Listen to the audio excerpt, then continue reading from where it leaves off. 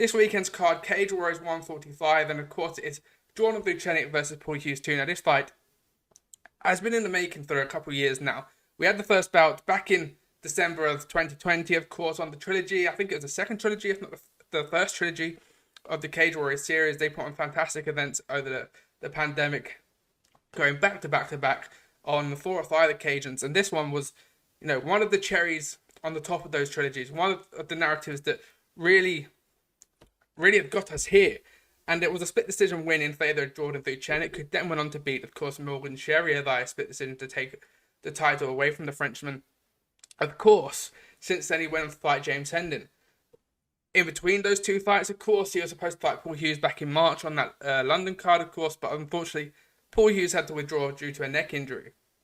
Now, for Paul Hughes, since that split decision lost, his first professional loss, of course, obviously Vucenic 9-1 and Paul Hughes 8-1, he went on and took on James Hendon himself, got that win by unanimous decision, then took on Morgan Sherrier for the interim featherweight title, of course, the Pirate.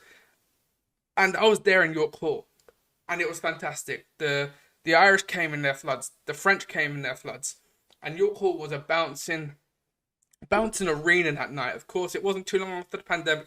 I believe it was one of the first shows with fans particularly in 2021, of course.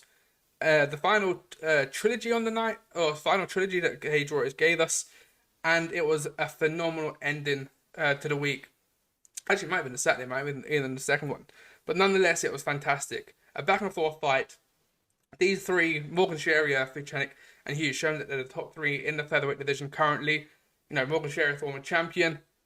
Paul Hughes, the interim champion, of course, Vucenic, the undisputed champion. And it all correlates and culminates on Friday night back in London, this time in the Indigo O2, where I'm hoping that Paul Hughes bring that Irish crowd that he brought to York Hall a year ago.